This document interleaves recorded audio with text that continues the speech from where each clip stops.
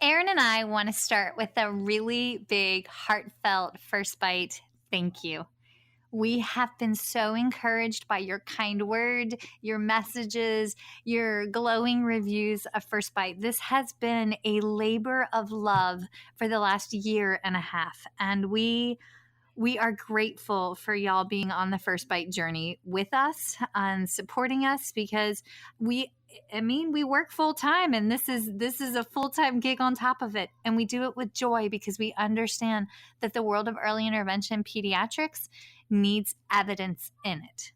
So we sweet talked the folks with speechtherapypd.com, and as a thank you giveaway, we have come up with a free pod course subscription. So once we hit 130 iTunes written reviews, we're going to pull another name out of the hat, probably with the assistance of an ever so handsome goose and a bear. And that person will get a free pod course subscription. So over 175 hours of continuing ed plus 19 new continuing hours each month. And there's a new episode every Monday, Tuesday, Wednesday, every other Thursday, and the short course, 9 series long, All Things Ethics with Elise. And that's our way of giving back. So thank you. So please keep the reviews coming. We only have a few more to go, but once we hit 130, then we will pull that name out of a hat. Happy 2020. Thank you for joining us on the journey. And seriously, y'all rock. Thank you. Hey, so by now, I'm hoping that you've heard about the brand new pod course subscription that Speech Therapy PD has rolled out. For $79 a month, you get over 175 hours of ASHA continuing education with 19 new episodes a month. That's fantastic. Well, they want to make sure that you also know we have a brand new coupon code. So the coupon code is F as in first, B as in bite, followed by the number 20, FB20. And that brand new coupon code will give you $20 off the pod course subscription. So you get 175 hours of continuing ed plus an average of 19 new hours a month, all for $59 a year. And we cover everything from early intervention to schools to adults to ethics. So be sure to type in F as in first, B as in bite, and then the number's 20. Enjoy your coupon, or as my kinfolk say, enjoy that coupon. Hey there, listener. This is Dr. Dakota Sharp, audiologist, clinical assistant professor, and lifelong learner, inviting you to join me on an exciting new podcasting journey known as On the Ear. As you know, audiology is ever evolving, so it's critical as professionals that we learn and grow as well. Every other Thursday, On the Ear will be interviewing a variety of clinicians and researchers spanning a wide range of hearing and communication topics. From pediatrics to geriatrics, cochlear implants to vestibular, speech to hearing, and everything in between, this podcast will provide exciting insights that you can use in your clinical practice. Each episode of On the Ear is available for 0.1 ASHA CEUs when you complete the accompanying pod course through speechtherapypd.com.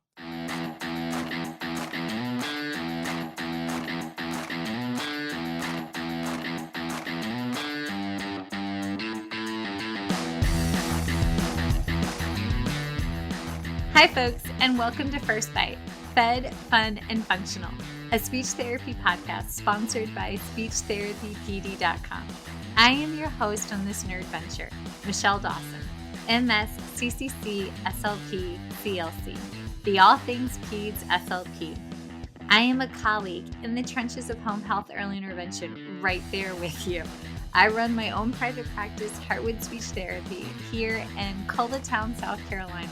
And I guest lecture nationwide on best practices for early intervention for the medically complex and fragile child. First Bite's mission is short and sweet, to bring light, hope, knowledge, and joy to the pediatric clinician, parent, or advocate.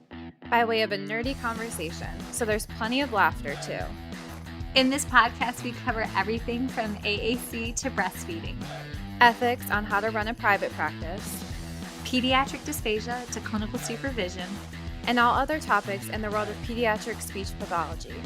Our goal is to bring evidence-based practice straight to you by interviewing subject matter experts. To break down the communication barriers so that we can access the knowledge of their fields.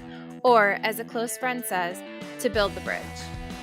By bringing other professionals and experts in our field together, we hope to spark advocacy, joy, and passion for continuing to grow and advance care for our little ones. Every fourth episode, I join in. I'm Erin Forward, MSP, CCC-SLP, the Yankee by way of Rochester, New York transplant who actually inspired this journey. I bring a different perspective, that of a newish clinician with experience in early intervention, pediatric acute care, and nonprofit pediatric outpatient settings. So sit back, relax, and watch out for all our squirrels and enjoy this geeky gig brought to you by SpeechTherapyPD.com.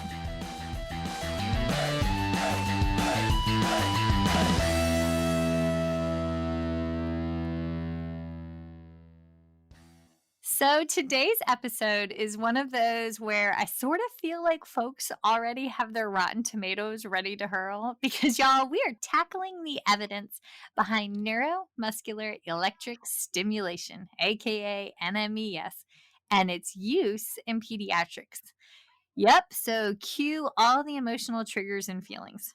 All right, so here's why I'm covering this topic because, y'all, I am sick of folks touting a certain type of stimulation as being appropriate for our infants and toddlers as the best way, quote unquote, can't see my air quotes, but I'm doing them, as the best way to address their pediatric feeding disorder, especially when the pediatric feeding disorder has multiple etiologies, as well as when the family tells me that the infant's post-CVA with hemiparesis and, oh, by the way, mic drop, baby has a seizure disorder.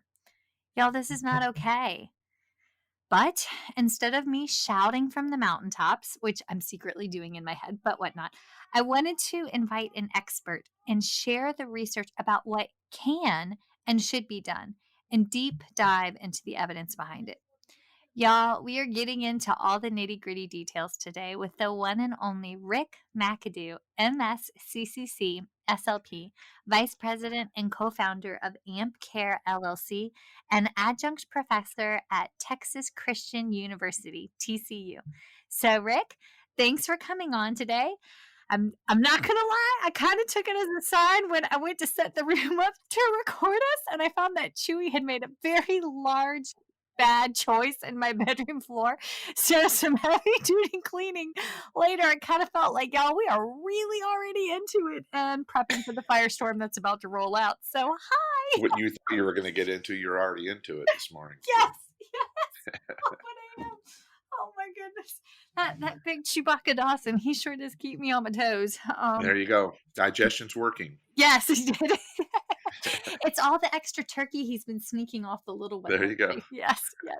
Okay, so y'all, I met Rick through a dear friend, Vince Clark, and Vince was on talking about scoping and its appropriateness in use a couple of episodes back, and Vince is past president over in Georgia, and so I was on sidebar conversation. So I get done recording with Vince, and pitching a fuss about how I just had a family tell me that that they thought it would be best to go have their medically complex infant receive some stimulation. And I did what I could to educate, but it fell on deaf ears. And Vince goes, well, you know what job I just took? And I'm like, well, what are you talking about? So he starts telling me about AMP Care. And Vince is like a pillar within the dysphagia community. He follows the evidence, right? So I sat down and actually really listened to him. And he said, hey, I got an idea. How about I introduce you to my new boss, Rick? And I was like, absolutely. So one word vomitous conversation later, I managed to sweet talk Rick on. Yay, Rick! How in the world, tell me about this, how you got into this, how this came to be. I want the back story, please, sir. Sure. I'm going to age myself or date myself, whatever the term would be. I've been working in this area for quite a long time. I graduated with my master's in December. So it was February of 91, I guess, when I started working. Went through the VA system. I've been all in the adult and the neurogenic hospital settings all my career. The way this started for me was one of the first things we had to do when I was hired was to get Logoman certified, I guess if you want to call it that, but we had to attend that prior to getting our fluoroscopy privileges at the hospital, and my boss required that. And so Wait, did you actually get to meet Jerry Logaman? I did. I did. I trained with her. Well, I say I trained. I took her course. I didn't train with her. I took her course in Chicago. I actually went up from Texas. It was one of the benefits, I guess, of being out early. And but I think my mindset as I was coming out of my master's training, I can tell you, and I talk about this when we lecture with AMP Care and our certification trainings. I had one lecture on dysphagia. So, and it was one of those lectures where we all looked at each other like, is this going to be on the test? That can give you an idea of the difference between our CFs coming out now and how they're much more educated around this very complex problem that spans the life form. So, once I got in touch and was taking the Logan course, and my boss was very active, and my supervisors at the VA health system, they're in their 40s. And if I'm just coming out as a CF and I've had one lecture, what they've learned everything they've had to know in the field. And it's still somewhat of a process for us now. It's not like we're all trained in everything we need to know when we're coming out of grad school. And it's a little bit awkward because it's a little bit like a physician coming out as an orthopedic surgeon and doing his first arthroscopic knee surgery after he graduates. It's a little bit awkward for us. But so I was working, and most of my therapy, and I think a lot of us that are treating back in those days, the emphasis seemed to be in evaluation. It was all about how can we evaluate this problem? Modified barium swallow, fees, fiber optic endoscopy, ultrasound was being used, CT scan. Everybody was looking for more ways to evaluate this problem. But I had a hard time once I got to the recommendation part of my treatment plan on what I was going to do. And it came down to diet modifications and then compensatory strategies. I didn't really feel like I had a good grasp on what I wanted to do to make a change in what this problem was. So it was by I would say the grace of God, but Russ might tell you, Russ Campbell and Rhonda Polanski. Rhonda's the speech language pathologist, worked with me, as well as Russ, who's the physical therapist. We're working in a rehab, and it was a matter of me seeing Russ have one of our patients. The Joint Commission, if anybody works in the hospital settings, are very familiar with them. Their request for us, or their recommendation from their assessment, was we need to do more interdisciplinary care, and that became a buzzword in the early 90s. That's everybody needed to do more interdisciplinary care. So where I used to treat all of my patients in my office and come back and drop them off at the gym and say hello and grab another patient, now I'm actually starting to treat patients while I'm in the physical therapy and occupational therapy gym. So he had a patient in the standing frame. And this is kind of a funny story. If some of you have trained with me, you may have laughed at this already, but I tell it because I know it's going to be the first time for some. But so I was a little paranoid. I was a little nervous. I was 2 years of experience. And now I get to go do what we've been doing in my office in front of a lot of people. And I thought what we did in our office was pretty strange anyway, the oral motor exercises and mirror work, all of the things that we do. So I walk into this physical therapy gym, and he's got a patient who I've never seen out of his wheelchair now standing up eye to eye because he's pumped him up into this standing frame. So now I'm walking in. He has things plugged in the wall, electrodes on the legs, and a lot of high tech therapeutic options. And I'm walking in, and I kid everyone, it was like the Jetsons and the Flintstones. So I'm walking in with my cup of ice and my laryngeal mirror and my tongue depressor, and he's got all of these things plugged in the wall. So it didn't take long, and Russ and I had a few what I would call barley sodas after work. We were newlyweds and young, and that's kind of where we get to know a little bit about each other.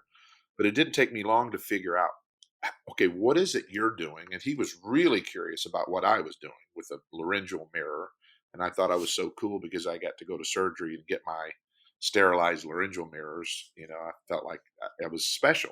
So it didn't take long to realize, okay, he was doing muscle rehabilitation And in the dysphagia world, there's a lot of muscle involvement. And so we're actually tasked with changing some physiology through muscle rehabilitation. So it was in that mindset. Now, this was pre vital stem, this was pre any NMES techniques. And I just remember as I watched him do that, I kind of forced him to sit down with me and said, look, I am not doing a lot here. I feel like if this is going to be my therapeutic options, I'm not going to make much of a change. I didn't feel like. So I felt like there was some things we could do to change the afferent sensory pathway, create a change for their efferent motor pathway through this technology that Russ was working on, legs and arms and backs. So we took a long time to evaluate how we might be able to use something that could be perceived as painful for our elderly patients and even for our pediatric patients. So we had to really think through the principles of using NMES and what would be considered painful on the most rich and diverse sensory system in our body, which is the head and neck.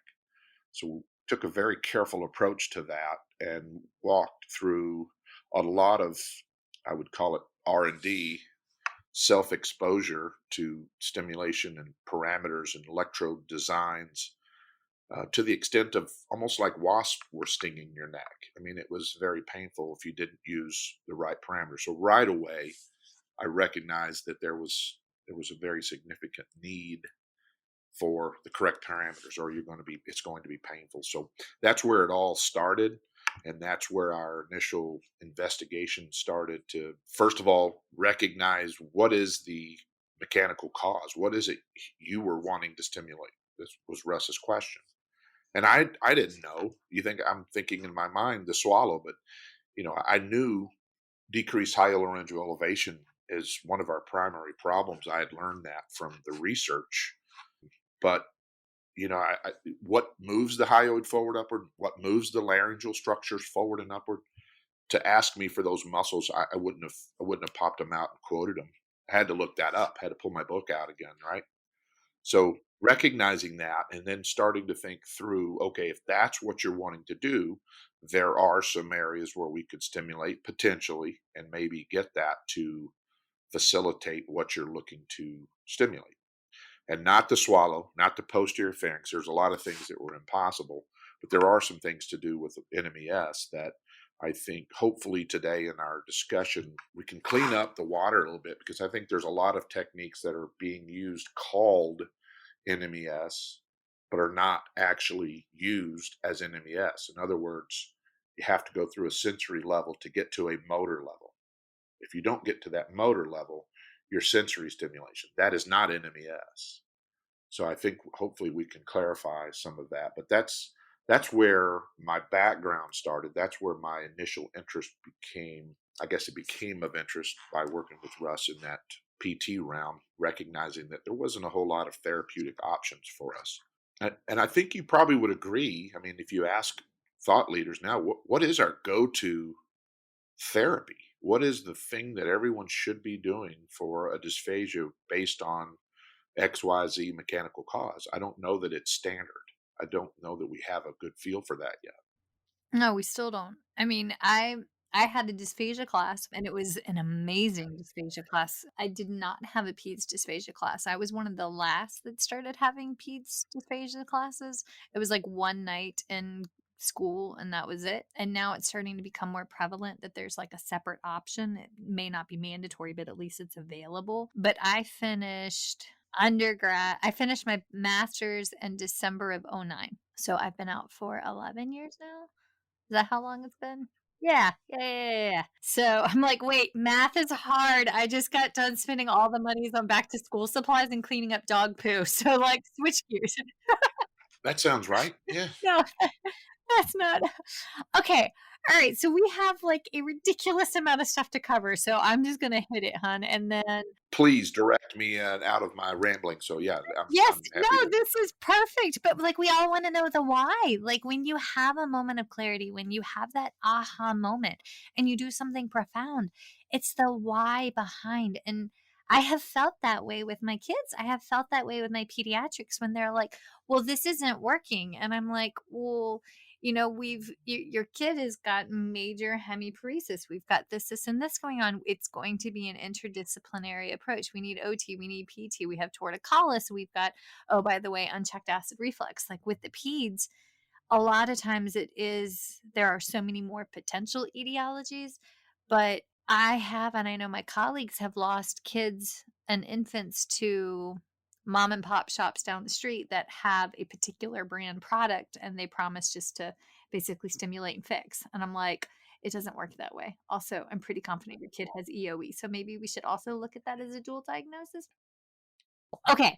All right. So what are the differences between AMP Care and other FDA cleared NMES I always like to modalities? start with, the differences, first of all, between NMES. I think as they're marketed, as their parameters are used and FDA cleared, there are 3 products out there, us and 2 others. And I think when you look at the parameters that are selected with some of the other techniques, they would fit more for a physical therapist using it on a quad as far as waveforms and frequency. And those are 2 very important parts of our protocol. And I'm not going to go into the details. We go very high into the details in the training because we want you to be an electrotherapist, if there's such a thing, as opposed to a technician. We want you to understand the rationale behind our parameters versus some of the other techniques that are out there. And then if you look at from the standpoint of how long the stimulation works, how long is it on? And I think the biggest difference between AMP Care and the other techniques are this is more of a muscle exercise. This is a 5-second work, relax for 25, 20, or 15 seconds, depending on what the settings would be based on exercise physiology rules. In other words, 80% accuracy. We can't add more weight to a swallowing exercise necessarily, but you can add more repetitions. And when I say we can't add more weight, I'm talking about through the AMP Care technique. And I'll talk a little bit about that on how we utilize bolus with this technique. When the stimulation is on, because we can achieve movement and achieve movement comfortably, we're changing the physiology of the swallowing structure. So our parameters are low enough so that the muscle can contract in a comfortable manner and it can pull the hyoid forward and upward. And when you do that, you stretch open the laryngeal vestibule. So you think about that. That's the airway. When this technique starts, we're stretching open the airway. The patient needs to swallow and close this stretched open airway. It creates this intrinsic resistance. So neuroplasticity, task specific, repetitive, resistive exercise. So you can't get more task specific with swallowing than swallowing. I think I get agreement. I've had some pushback from some key thought leaders on, hey, what's the best therapy for swallowing? My answer is swallowing because I would think I can count 29 muscles in 1 to 1.5 seconds just from the lips to the upper esophagus that fire in 1 to 1.5 seconds. I can't tease out the posterior pharynx. I can't tease out the upper esophageal sphincter. I can't, try to tease out some of those things, but to get all of those things to happen in that 1 to 1.5 second, I need them to swallow. So I know there's some things we could do to make it more effortful, which also leads to that neuroplasticity rule. And then you do it repetitive. We do it 60 to 72 to 90 times in 30 minutes, following this stretching effect. So when the stimulation comes on, we don't offer a bolus. This is a dry swallow. For a ped patient or some of our elderly patients that can't follow instruction, it might be a cold, wet spoon. So you give them that cold, wet spoon, the autonomic response kicks in. They're taking as much moisture as they can off of that spoon to trigger that swallow before the stimulation goes off. And if they can get that to occur, they're overcoming that stretching effect. And the latest research, which is on our website, demonstrates that there is a perturbation. It's a resistance to what we're doing. If you look at picking up, we use an example of backpacks. If you have 20 backpacks with 50 pounds in each backpack, at least that's the instruction. And I say, Michelle, I want you to pick up those 20 backpacks that were loaded with 50 pounds and you want to put them on the table. Well, your first 10 repetitions of that, picking up a backpack of 50 pounds, putting it on the table, you recognize that, yes, indeed, there's 50 pounds in this bag, and maybe I'm having to bend my legs a little bit, and I'm using some exertion, some effort. Well, little do you know that the 11th bag doesn't have any weight in it. So what is your response when you pick up that backpack expecting 50 pounds? You fling it up. Now, that's not something that, I mean, everyone understands that. It's not something I'm trying, that's a theory. No, it's what happens. The reason that happened was because the first 10 bags had 50 pounds. There was exertion and effort. And when you take it off, that creates a speed effect.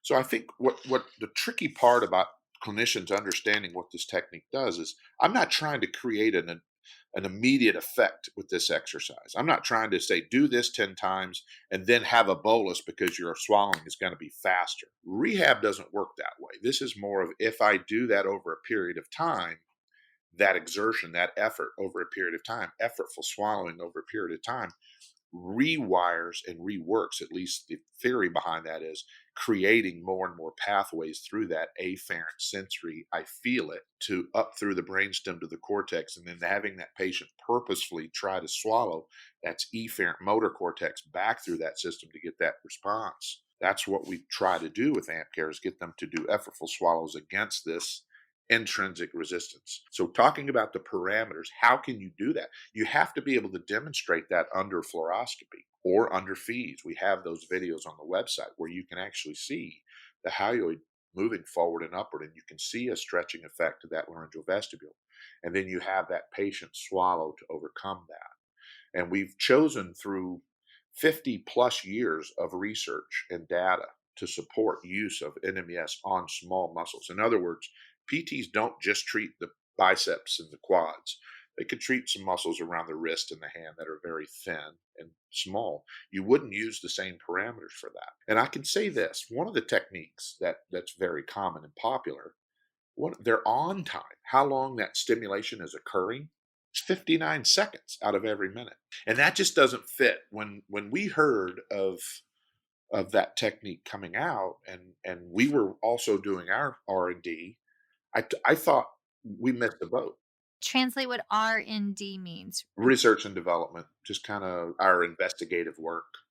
As we're working through our process, we learned that there's another group doing it. And I thought, well, if they were out ahead of us, we've missed the boat. But when we learned what they were doing as a PT, Russ said, well, that's not how I would do it. That's not how I'm trained to use NMES. In fact, before our podcast, I looked up some research prior to, just did a little bit, because pediatrics is not my world necessarily. And as an amp care directive, we look more at the mechanical cause than we do the age or the diagnosis. But I can definitely tell you the neonates and the infants, the suck, swallow, breathe, this is not the technique for them.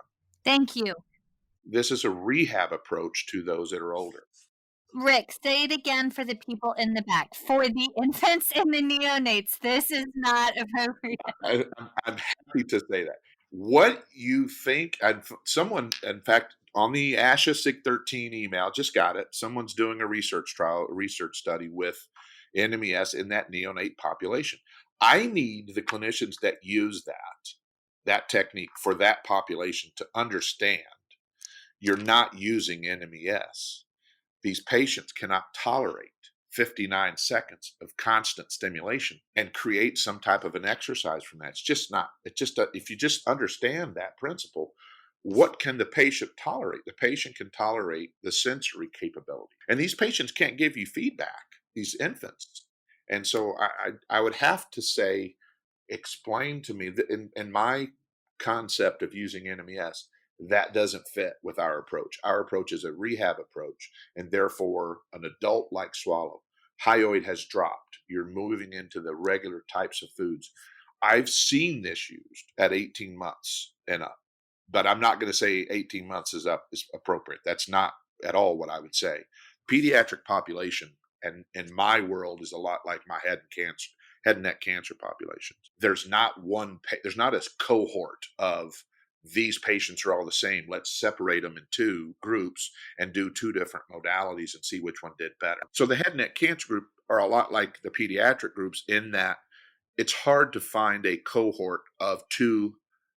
In other words, if there's 100 head and neck cancer patients, separating them into 50 and 50 to have two like groups to evaluate whether one parameter, one modality is better than another, I think it's very difficult to find patients that are like that. So you have you have 50 case studies in one arm and 50 case studies in another, and they're all a lot different. And you're trying to do this study of, well, did this technique make a difference or not? And what I've seen in a lot of the trials is, you know what, whatever modality you were doing was not much different than traditional therapy. It maybe have been worse, it may be a little bit better, but if eventually it's were these groups different enough to which patients did better?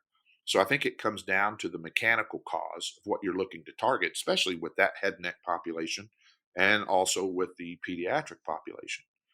The strokes are fairly similar, but they're even them in themselves, other than location and dysfunction and mechanical cause. That's where I can figure out the best case patient would be that neurological patient where neuroplasticity rules would apply. And that's what I see a lot in the peds world is kids get labeled as being picky eaters, right? Or behavioral eaters.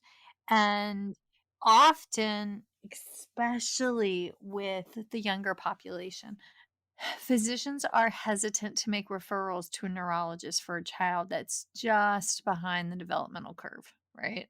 Like they're delayed, but they're not super delayed. So they wait on it. But I know the gap increases, right? And then finally you get the kid to a neurologist, and a lot of these children that were just kind of klutzy or just a little odd or just off to go coincide. I mean, they come back with these major neurologic findings, or they had a grade 2 stroke in utero, and one little guy who had dysgenesis of the corpus callosum. I mean, or one little lady was missing the middle of her cerebellum, and that changes your plan of care, right?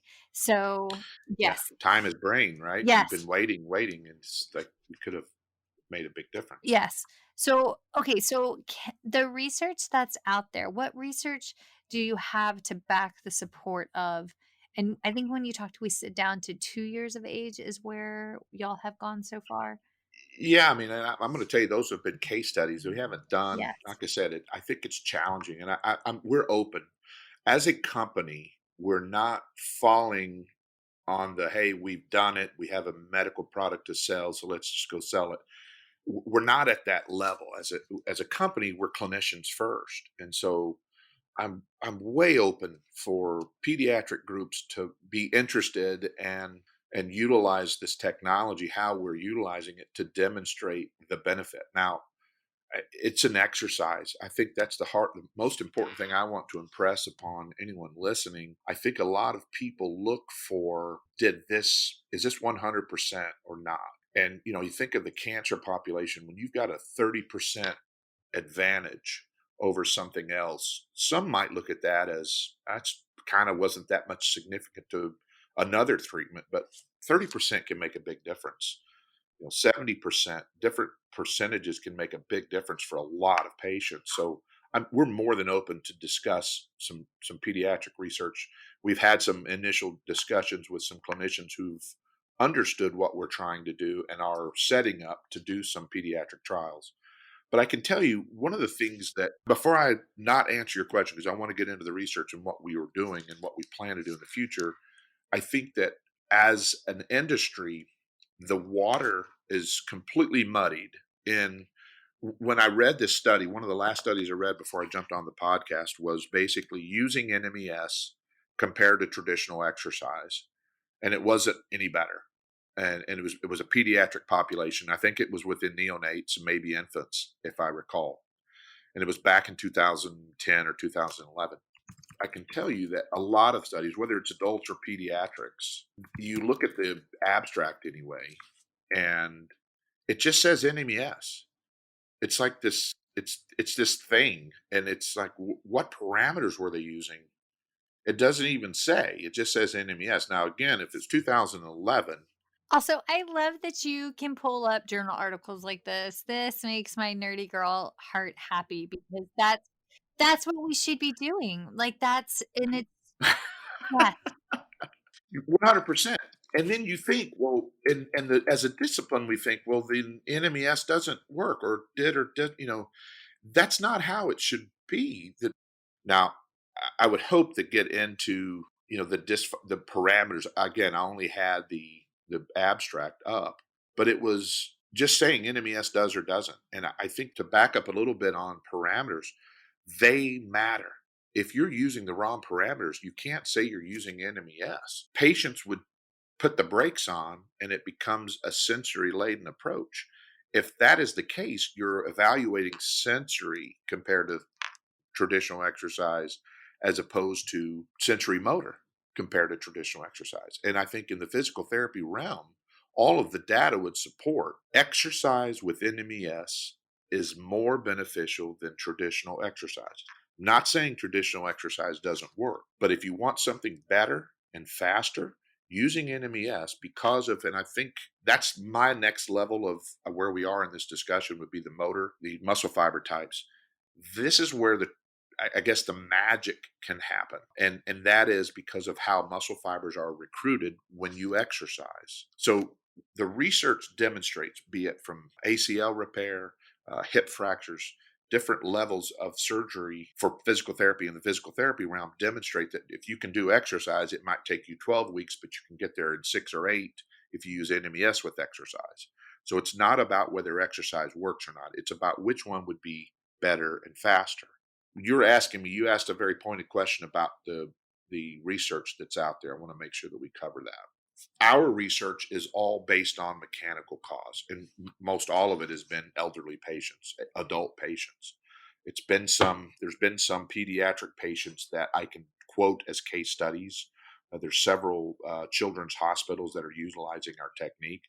And when people ask us, can we use this with peds? And I think I said that earlier about the neonates and infants, I would say no, because this is a rehab approach. But if you have a patient who has poor lip seal, poor lip closure, poor mastication, there's 12 mechanical causes that we can list, that if that is a dysfunction, that's a listed mechanical cause, this technique could address that in a reasonable fashion. And let me get into the muscle fiber types, and so that you can understand when we exercise with lifting weights, whatever it would be, you need to make the exercise a dynamic activity before you start to recruit what we consider this type 2B or this very fast twitch. In other words, the swallowing muscles are very type 2B, very fast twitch muscles. They fire in 1 to 1.5 seconds. In order for us to exercise in general terms, when you or I get on the treadmill, we start walking or running, and we're fine for the first few minutes. But 10, 15 minutes in, our muscles are starting to get a little bit fatigued, maybe gelatinous, maybe your mind starts to talk to you like, are you going to keep doing this? Because this is kind of becoming a dynamic activity now when it was very easy a few minutes ago. That transition is where a lot of elderly patients, if you're doing something that has any exertion to it, what do they want to do at that point? They want to take a break. And so, yeah, let me take a break. And then the clinician, being compassionate, would say, hey, let's take a break. That's fine. So they kind of bow out of that exercise right at the minute it was becoming dynamic or exertion. And when you do that repetitively, you're more working that slow twitch muscle fiber, the type 1s, the marathon runners, we would call them, as opposed to if you work through that, then your type 2s kind of have to take over because that's their job. And then when they have to take over, they don't have very much endurance, but you can become stronger in that manner. So with this technique and with NMES with exercise, those type 2B muscle fibers are recruited first, not only the type 1s, like your normal brain to body would recruit them, but when you recruit them with NMES and you get them to fire into a depolarized nerve to make that muscle contract, the largest motor neuron in a muscle belly is your type 2B muscle. And when you can get that type 2B muscle fiber to fire and to exercise with the very first repetition, now I'm working type 2B, type 2A, type 1s from the very first repetition with NMES, where traditional exercise has to build it up to an exertion stance. Is that why it's 5 seconds on, 55 seconds off because of the intensity? 25. It's 25 seconds off. So because Okay. it's a muscle contraction, think about how obnoxious that would be. Someone doesn't go into a room, a gym, and just pick up a barbell and hold it for 59 seconds, right? Yeah. And then put it down for 1 second and then pick it back up and then just hold it. Especially for something that is fast twitch. It completes and it's over, the swallow I'm talking about. Yeah. So if you're doing a fast repetition type of exercise, you don't want to do something for long periods of time. You want to do it in a timely manner. And then you want to have time to rest and recuperate. So that 5 second contraction allows for a good muscle contraction, like a Mendelssohn type exercise. It's bombarding that afferent pathway up to the brain. You have an efferent response back to complete that swallow before it goes off. And then there's a rest and recuperate phase. Now you get back into exercise physiology. It's about repetitions. It's about task specificity. It's about effort and making it effortful. And I think those are the things that, especially with your pediatric population, the neuroplasticity effects and those patients that you were talking about that are delayed and they end up having some type of a neurological event. Those guys are resilient. You can take out half of their brain at 3 years old, and they can graduate high school with some minimal characteristics of weakness, but drive and graduate. Who would think of that for, say, a person with lissencephaly? Who would think that the treatment for that would be to remove half of the brain, and then that patient would come out to be a normal functioning human being? And I've seen that. That's the reason I talk about that. So the neuroplasticity effect for these neurological patients, especially in the younger patients, it's there. You just need to make it, as task specific, as repetitive, as effortful as you can, and you add that component to muscle fiber recruitment philosophy, where it's type 2B first repetition. That's a better, faster outcome. No patient wants to do that for longer periods of time. Everybody wants it's fast food days now, right? This is our fast food environment. Hey, it was McAllister Yeah, Deli Day, so it was one step up there you go. I inside. love McAllister. We have Jason's Deli here too. That's another. We have both of those. Yeah, but Jason's for us is all the way downtown, and I have to deal with traffic. And the boys made it out of the dentist office without cavities, and I was like, "Let's go have potatoes." Oh, Have fantastic! potatoes. Celebrate ice cream. Yes. Yeah. No. No. No. No. No. No. No. No. No. No. They don't need the sugar. We've got swim lessons later, and oy vey. Okay, this makes so much more sense because, and I gotta be honest, like I've read some research on one of your competitors, and I kind of feel like it's like they who shall not be named. Not that we've been reading a lot of Harry Potter lately, and we please know we're like diehard fans. We actually had a birthday party for Harry Potter. It's like a legit thing. Yeah. My all of my kids went through that as well, so they're out of college now, but nonetheless, my oldest would read one of those books in one day. Oh yeah, Couldn't wait. easy. Yeah. Yes. But like we when I read the research and I've seen the reviews, and it is not good, right?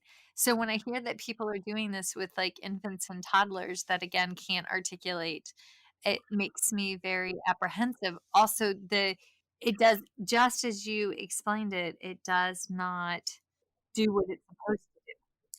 It just, if you want to use it as sensory, there's not a lot of data to support sensory stimulation, but I think the confusion gets in where they're saying it's NMES, but I mean, if you just understand how NMES works, I wouldn't, if I was truly getting that muscle to contract, and there's data to support that the other technique is not getting movement.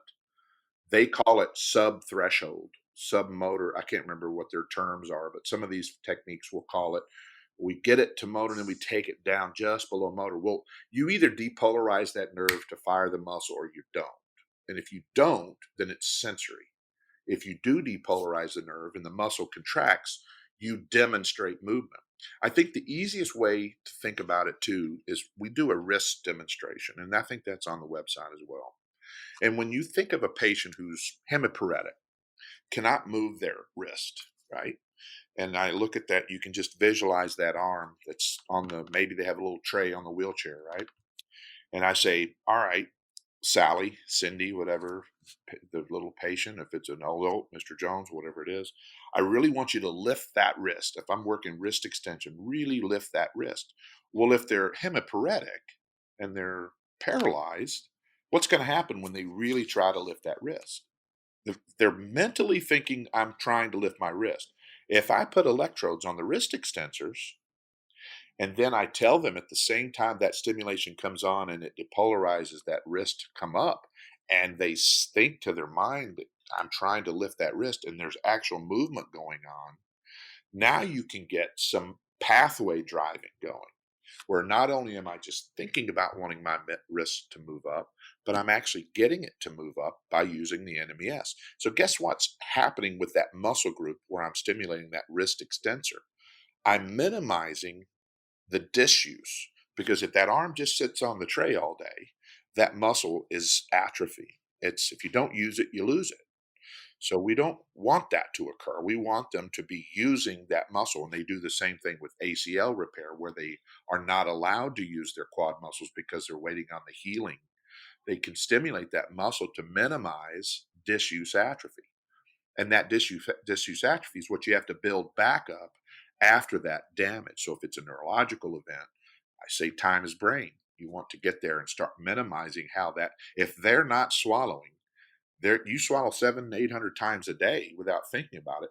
And if you've got a peg or you're averse to anything and you're not utilizing your swallowing mechanism, that muscle group is essentially not being utilized. And so we want to minimize that disuse by doing repetitive exercise, contracting that muscle through that efferent pathway, and do it repetitively. And I think 30 minutes, you can get a very, very good rehab session through that. So I think that's the important part about this technology compared to others, is that it does take it to a motor response. It is comfortable. So the parameters are very much different than what's currently out there. So when someone reads a study or a research article and it says NMES, the first question any clinician who's trained in electrophysiology or electrotherapy should ask, what parameters did they use and what placements did they use? Literally never seen that. I've I've like on most of the pediatric reports, they don't cover that. And I'll tell you the argument that I get when I bring it up, the only one that's FDA cleared for that use. Well, if they're talking about one that's FDA cleared that I know of, it's not utilized as an NMES approach. It's sensory. It's just tingling. And tingling is sensory. I could massage their neck and get that afferent response. Yes, but then if you talk to an occupational therapist that's highly skilled in sensory motor integration, they specifically say that if you brush too lightly on the surface, it puts a child into fight or flight, as opposed to letting them know proprioceptively where they are in their space. So if all you're doing is lightly brushing the surface of the skin or just irritating them, then you're triggering an autonomic response that you don't want to engage in. I mean, and listen, I know. So, what is the technique? Then you take it to another level of NMES. Is that what their suggestion would be? No, no, no, no. I'm just saying that the others that just do the 59 seconds on and that are just poking at the surface of the skin. That's Yeah, yeah. I think, like I said, I'm not going to say, and I know there's. Here's the one term I like to discuss with our technology. There's no conflicting data with AmpCare. It's not 100%, but there's not one out there that says no. Actually, it actually created something worse. That has never happened with this technology. And but I'm not absolutely not saying this is everyone should use this. It's by no means used for everybody. It is a rehabilitation technique. It's a one of the tools you should, my opinion, have at least to understand so you can figure out whether it's beneficial or not. But you have to understand all of the technology. I think the problem with our discipline is we learn one thing and we don't want to learn another. And I think fees and fluoro, that argument's been going on for since my career. And it's not an either or, you know? It's like So neurologists don't go to a hospital and go, I only want CT here. I don't believe in that MRI, or I only yeah. use EEG. No, they recognize their skills are including all, and they recognize where one would be beneficial over the other. So I think that's where I would hope our discipline starts to just understand the differences. If you can understand that, I read an article too from, in it was on there. Listen, the comical part to me is the Facebook and the different um, specialized groups that are on social media, and I'm telling you, the arguments, it's comical because for some reason our society has this loyalty to one as opposed to just appreciating all, and I think that happens with everything. So it's like somebody asks one or the other, and man, it's pounce on the other as opposed to, hey, Yes. there's support for all. Okay, so folks, right there, I'm just going to throw this out there, and I've said it before. And Rick said it earlier on when he talked about the SIG 13, the research articles. Okay, so here's the deal. Not everybody on those Facebook forums are speech pathologists. And just because they are a speech pathologist does not mean that they are highly skilled in the area that they are offering advice on, right? So if you want actual functional advice that is evidence based, I highly recommend that you join ASHA SIG 13, Special Interest Group 13 for dysphagia, and post your questions there, because the greats in our field, and how many times have I said that, but the greats in our field get on there and they answer the questions, and it is monitored by ASHA SIG 13 to ensure that the information being shared is accurate and current. So post a question there, folks. And also, it doesn't go ugly or scary or unprofessional. It's nerdy, passionate debate, but it doesn't go south. Yeah. Yes, I think that's a perfect way to look at it. And listen, I remember, and I'm going to really date myself, and I'm hesitant to even say it because I know people don't even remember this, but Netscape, I think, was the Google Chrome back in '91 when the internet was just becoming available, and there was a thought group where you could email questions, and it was very. I was, especially now, I can only imagine these new clinicians. I think there's a lot of groups where, like, one is a newbie group. I think that you need to find areas where not only you're competent and you understand it, and if you're not, go to those areas like SIG 13 where you can get that information and not be wary of, I'm going to post this question and I'm going to get annihilated for it. Yeah. Yeah. Okay. I feel like there was one thing that we didn't get to that we had to get to. I think that one of the other things that I think the questions that came out was NMES or surface EMG. Yes. Yes. Yes. Yes. That was it. Yes. That's perfect. And I think my wrist example is another good example for surface EMG. And this is just my position on that. Surface EMG for swallowing is a little bit more complicated than what's presented sometimes. I think sometimes people say, well, this is you get this signal and therefore that was the swallow and it was good or bad. And I think if I'm using the wrist example, the wrist extensors are very superficial. In fact, they're the most superficial. So when I put electrodes on my wrist extensor, if I'm doing those electrodes to capture muscle activity, which is what surface EMG does, that electromyographic response is capturing the electrical activity of the muscle, I can get a good signal because the most superficial muscles are my wrist extensors. So if I got a signal, it would be due to the wrist extensors. But if I put it under my chin and in my throat, my neck muscles, there's two very prominent superficial muscles before you get into the swallowing musculature. The platysma, as well as the sternocleidomastoid, you get a signal from. So when you tell a patient, swallow really hard, and you get this great signal and you say, great, that's awesome, that's exactly what I want you to do. It's complicated to know, was that the swallowing muscle activity you wanted, or was that the overflow from these muscles that were really not pertaining to the swallow? So it's a little more complicated, and I think and that's another argument we have. Well, it's either surface EMG or NMES. And again, I think there's means for both. There's methods for both. But if you're talking about the difference between NMES and surface EMG, I look at it like this. If the muscle is a battery, the surface EMG is going to test how much signal that muscle or that battery is putting out. If the muscle being a battery and you use NMES, it's going to charge that muscle. It's going to charge the battery. It doesn't need to require a check of the signal because you're getting all of that signal to occur if you're taking it to motor, if you take it to that depolarized nerve where the muscle contract. That's the difference between those two technologies.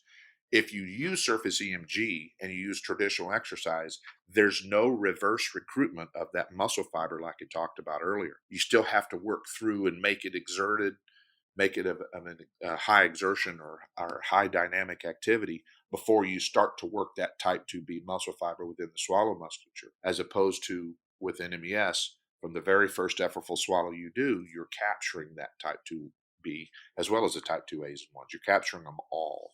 You don't have to worry whether you are or not. So hopefully that kind of helps clarify that. A lot of people one of the main questions we get is, do you have surface EMG? And for us, it's more pressure. Pressure is going to be our feedback. And one thing I didn't comment on is the posture. And I know with the pediatric populations, it's an extremely important part of the patient's picture. And I think we address that. We have some posture devices that we utilize as a chin to chest resistive exercise. But it not only does that, but it also puts that patient in the proper alignment. And proper alignment for those patients, I know your NDT clinicians and that group, it's very, very important. We work very closely with a company called Restorative Medical. They do a lot of bracing. Torticollis, you mentioned, there's a lot of bracing capabilities within that. I'll put that soft plug out there, but Karen Bond and that company helped us with our brace to maintain, because I would see patients going for a modified barium swallow study. They had no posture, no head lift. They were not able to hold their head up. So they would put a lead glove on, hold their head up, evaluate them in that position, and get a particular result. And they would go back to the facility and say, this is what's happening. But the patient would go back to the facility head down because they couldn't hold their head up. So how did the patient do? Well, we couldn't find out because shoulder was in the view, whatever it is. But this posture device can create that benefit of, okay, this is how they were evaluated. We know how they do here. So let's keep them in that elevated position while we're doing with meals. And that's not for mastication necessarily, because that would be a little weird having the maxilla on mandible. But if it's usually those patients that have poor posture or pretty low diet, they're thin puree or some type of a soft food, so there's not a lot of mastication, and you can maintain a certain level of how you evaluate them there. So. Okay. One, can you please introduce me to these lovely people because I would love to talk with them? Yes, I will email you for sure a link to their website, and you'll get a lot. There's a lot of good pictures and cool things on there. Yes. All right. So folks, they Amp Care and their product, yes, Rick is the vice president of a product, but they it is FDA approved and y'all were featured in. Let me clarify that it's FDA cleared. There's a difference between clearance and approval. It's just a semantic term, but it's important. Okay. So we have a clearance to market this device and this product, actually, that all of it for dysphagia. That's the key term. And not all devices out there are FDA cleared. I know there's one out there that's got some weird placements, and they're not necessarily cleared how they are being marketed. So I think that's important to note for your clinicians to recognize that's a process that certainly these products need to go through. Yes, and they have a lovely article, "The Effects of Submental Surface Electrical Stimulation on Swallowing Kinematics and Healthy Adults: An Arrow-Based Learning Paradigm," in the journal American Speech, Language, and Hearing Pathology. That's us, y'all, in 2018. You've got some extra really impressive publications on your website. And then I found the article that you were talking about earlier, neuromuscular electrical stimulation is no more effective than usual care for treatment of primary dysphagia in children. Mary E. It was in Pediatric Pulmonology, Volume 46. Right there, I'm thinking, so NMES doesn't work. If I'm a clinician, it doesn't work any better. I'm like, okay, well, what did they use? What parameters? What placements? Doesn't say it. No, it doesn't. And when you go into it, and that's just it doesn't explain tertiary center. It was a series of children, but it doesn't tell you on the article how long it was on. Yeah, no, this is rawr. Yes. So that's pretty typical, I think. And I think that, we need to be more critical reviewers than just this is not a blanket approach. This isn't something. It's not just one thing. There's hundreds, if not several hundred, I wouldn't go to the thousands maybe, of ways to use NMES and electrical current. And I think we need to follow the rules that have been set forth for us over 6 decades. So this isn't new, but we do need Mhm. to follow the rules. In swallowing, these muscles are they're skeletal muscle. Histologically, they're smaller, but they work the same way. We can stimulate them and we've demonstrated in our data, you can get the benefits. Not for everyone, but it's certainly an effortful swallowing exercise. Yes. Yes. Okay. And we So do just to clarify on all of that. I mean, we do an 8-hour ASHA CE, and in light of the pandemic, um, we've had to pivot a little bit on our capability. Our I guess the fun show for us is to meet you live and to go, and we travel all over the world. Japan, Ireland, UK. We're launching in Latin America this year, but the live show obviously has been somewhat put on hold. But we're starting. I think we're going to be in Newark in this month, later in this month, and hopefully San Antonio. But there's a lot of different changes that are going on there for social distancing. But we have an online on-demand version where you can just do 12 modules at your own pace. You get 8 hours of advanced dysphagia CE, and we also do one that's Zoom based. It's a webinar, and it's a little bit of a hybrid. There's some online work, and there's also some webinar live interaction. We try to limit those to 15 people each one so we can maintain a personal touch to them. But anybody has any questions, I'm happy to answer them if you can provide that. I don't know what the process is once we're finished with this. But well, and I was gonna say, folks, this is something that when you tell me when y'all said that y'all were up presenting to Dr. Bonnie Martin Harris's group, I was like, oh my God, that's like life goals. Like I want to grow up and be her. And I just it's the Beatles, isn't it? You got to meet the Beatles. yes, that's exactly. I mean, you got to meet her, and then you studied under Jerry Legerman, and I'm kind of like, I feel like I just need to like shake your hand in person when COVID is past. Y'all, there, I was so blown away by what they have, and that y'all are actually coming out and talking to my students, which is really cool. And y'all were able to do like a hybrid venture to come out and to talk to the students so that and I mean, it's, the certification is for adults, but if you're interested in doing the peds research, I went in on that. And Perfect. I mean, I think that would be ideal. And the concept is there, the safety is there. It's just a matter of us teasing out, and I'm going to leave that to the professionals in that world to do. But we're open to that. We're always open. Our goal is to get a CPT code for this product, and we're not going to get that by just marketing product. We're going to get that by continuing the research world. So okay, Rick, can you share your email address for people to reach you? yes, so it's R McAdoo. That's RMCADOO at ampcare, AMPCARELLC.com. You can also shoot just a broad question to info@ampcarellc.com. Perfect. Excellent. Excellent. Thank you. I appreciate y'all. I appreciate you being willing to share so candidly. And yeah, y'all throw the tomatoes at me, but please let's no longer mildly electrocute our patients. Hey, I'm used to them. Let's have a dialogue. Can't we all just get along? Have some Yes. love. Let's talk. Let's talk. That's probably the most Beatlicious statement. I love the capability to have actual dialogue and not text or social media posts, and it's just I miss it. I miss seeing all of them and all of the clinicians out there and moving around. So I really appreciate you providing us this opportunity and letting me do it. And Russ and Rhonda and Vince and myself are very appreciative for the opportunity to be able to talk about what we've been doing for a long time. It's amazing. This has and will change folk stars, and that brings my heart joy. So, all Yes, right. there you go. Let me switch this over to questions. That was a fast 1 hour. That's I was of an hour, Fred. Oh, my stars. Hang on 1 second, okay? Okay. All right. Feeding Matters guides system-wide changes by uniting caregivers, professionals, and community partners under the Pediatric Feeding Disorder Alliance. So what is this alliance? The Alliance is an open access collaborative community focused on achieving strategic goals within 3 focus areas: education, advocacy, and research. So who is the Alliance? It's you. The Alliance is open to any person passionate about improving care for children with a pediatric feeding disorder. To date, 187 professionals, caregivers, and partners have joined the Alliance. You can join today by visiting the Feeding Matters website at www.feedingmatters.org. Click on PFD Alliance tab and sign up today.